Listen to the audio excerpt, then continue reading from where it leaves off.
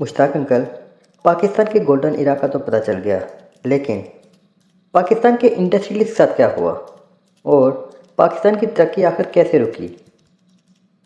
احمد بیٹا، اس video کے پہلے حصے میں ہم نے بات کی تھی پاکستان کے سنہری دور کی، جب پاکستان دنیا میں تیزی سے ترقی کر رہا تھا اور دنیا پاکستان کو آنے والی سپر پاور کی نظر سے دیکھنا شروع ہو گئی تھی۔ اب آتے ہیں آپ کے سوال کے دوسرے حصے کی طرف، یعنی پاکستان کے انڈسٹریلسٹ کے ساتھ کیا ہوا اور پاکستان کی ترقی کو کیسے بریک لگی۔ 60 کی دہائی میں پاکستان میں انڈیا سے بھی بڑے بزنس مین موجود تھے۔ یہ وہی لوگ تھے جن کے ذریعے ایوب خان نے ملک کے اندر انڈسٹریلائزیشن شروع کی اور پاکستان کو ترقی کی راہ پر گامزن کر دیا تھا۔ پھر کچھ یوں ہوا کہ ایوب خان کے دور کے بعد ذوالفقار علی بھٹو کی حکومت آ گئی۔ ذوالفقار علی بھٹو نے عوام کو یہ بتایا کہ پاکستان کی ساری دولت انہی 22 خاندانوں کے پاس محدود ہو کر رہ گئی ہے، لہٰذا کیوں نہ ان سے سب کچھ چھین لیا جائے۔ یہ وہی سرمایہ دار تھے جن کی وجہ سے پاکستان کو دنیا ایشین ٹائیگر کہنے لگی تھی۔ یہی وہ لوگ تھے جن کی وجہ سے معیشت کا پہیہ تیزی سے گھوم رہا تھا اور کروڑوں لوگ مستفید ہو رہے تھے۔ بجائے ان کا شکر گزار ہونے کے، بھٹو نے ان سے ساری انڈسٹری چھیننے کا منصوبہ بنا لیا اور ملک میں سوشلزم کے نام پر ایک نعرہ لگایا، چھینو مل لٹیروں سے۔ یہ نعرہ اس وقت بہت مقبول ہوا۔ چنانچہ ایک دن اچانک بھٹو صاحب نے نیشنلائزیشن کے ذریعے سرمایہ داروں سے ان کا سب کچھ چھین لیا۔ بڑے بڑے سرمایہ دار رات کو سوئے تو فیکٹری اور ملوں کے مالک تھے، لیکن جب وہ صبح اٹھے تو کنگال ہو چکے تھے۔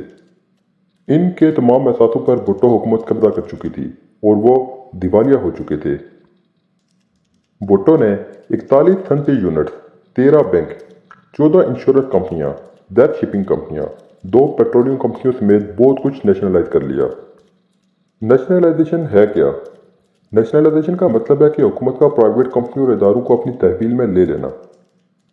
حکومت نے اس وقت steel corporation of Pakistan, Karachi electrics, Kandahar industries, national refineries, Pakistan fertiliser, Indus chemical and industries, Ittefaq foundry, Pakistan steel, Habib bank, united bank, Muslim commercial bank, Pakistan bank, bank of Bahawalpur, Lahore commercial bank, commerce bank, Adamjee insurance, Habib insurance, new jubilee insurance, Pakistan shipping, gulf steel shipping, central iron and steel اور کتنے ہی اداروں کو صرف ایک حکم کے ذریعے ان کے جائز مالکانہ حقوق ان سے چھین لیے۔ بھٹو کا مقصد صرف یہ تھا، وہ عوام میں یہ تاثر دینا چاہتے تھے کہ انہوں نے غریب عوام کے لیے سرمایہ داروں کے خلاف ایک انقلاب برپا کر دیا ہے، لیکن در حقیقت انہوں نے دنیا میں ابھرتی ہوئی پاکستانی معیشت کو برباد کر کے رکھ دیا تھا، جو اس کے بعد آج تک واپس اپنے پیروں پہ کھڑی نہ ہو سکی۔ بہت سارے سرمایہ دار دیوالیہ ہو گئے، بہت ساروں نے ملک چھوڑ دیا اور کچھ نے اپنا کاروبار ہی دوسرے ملکوں میں منتقل کر دیا۔ یہ وہ وقت تھا جب پوری دنیا پاکستان میں انویسٹ کرنا چاہتی تھی اور انڈسٹری لگانا چاہتی تھی۔ پاکستان کے انویسٹر کا حال دیکھ کر سب نے اپنے پاؤں کھینچ لیے۔ بھٹو کو اس بات کا احساس نہ ہوا کہ آخر ایسا کرنے کے بعد کون اس ملک میں انویسٹ کرے گا جہاں پر سرکار کا انویسٹر کو تحفظ فراہم کرنے کے بجائے خود ہی ان کے سارے کاروبار پہ قبضہ کر رہی ہے۔ ایسے حالات میں بیرونی انویسٹر تو دور کی بات، اپنا انویسٹر بھی کبھی انویسٹ کرنے کا نہیں سوچے گا، اور ہوا بھی کچھ ایسا ہی۔ حکومت نے قبضہ تو کر لیا، لیکن اب چلائے کون؟ بھٹو نے یہ نہیں سوچا کہ آخر اس ساری انڈسٹری کو چلائیں گے کیسے۔ اس وقت کے ایک بڑے سرمایہ دار سیٹھ احمد داؤد، جو کہ رزاق داؤد کے دادا تھے، کو جیل میں ڈال کر ان کا نام ECR میں ڈال دیا گیا۔ وہ پاکستان کے ایک بڑے انڈسٹریلسٹ تھے، لیکن وہ مایوس ہو کر امریکہ چلے گئے اور اپنا کاروبار امریکہ شفٹ کر دیا اور وہاں تیل نکالنے کی کمپنی بنا لی۔ ان کی کمپنی نے امریکہ میں تیل نکالنے کے 6 کنویں کھودے اور کامیابی کی شرح 100% رہی، اور آج ہمارا یہ حال ہے کہ ہم تیل کی کھدائی اور تلاش کے لیے غیر ملکی کمپنیوں کے محتاج ہیں، جس میں ہم کبھی خود کفیل تھے۔ ایک دوسرے بڑے سرمایہ دار صادق داؤد نے بھی ملک چھوڑ دیا اور بچا کچا سرمایہ لے کر کینیڈا شفٹ ہو گئے۔ اس وقت میں MA رنگون والا ایک بہت بڑا کاروباری نام تھا اور پاکستان کی انڈسٹریلائزیشن میں ان کا ایک بڑا کردار تھا۔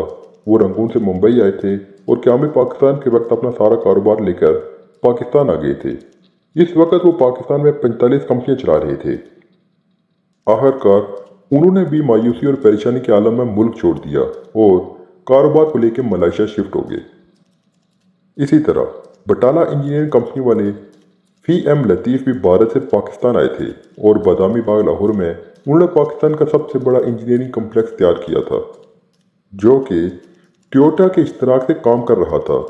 ये सब भी जब्त कर लिया गया। उन्हें इस ज़माने में 350 मिलियन का नुकसान हुआ था और वो कंगाल हो गए थे। इसके बाद बटाला इंजीनियरिंग के मालिक ने दुख और गम में शायरी शुरू कर दी थी। रंगून वाला, हारून brothers, Jafar sons, cycle industries के मालकान पाकिस्तान छोड़कर चले गए। कुछ लोगों ने हिम्मत की और मुल्क में ही रहे, जैसे दादर ग्रुप, आदम जी, गुल अहमद और फतेह। लेकिन इनका एतमाद भी यूं मजरूह हुआ कि फिर किसी ने इंडस्ट्रियलाइजेशन का नाम तक न लिया।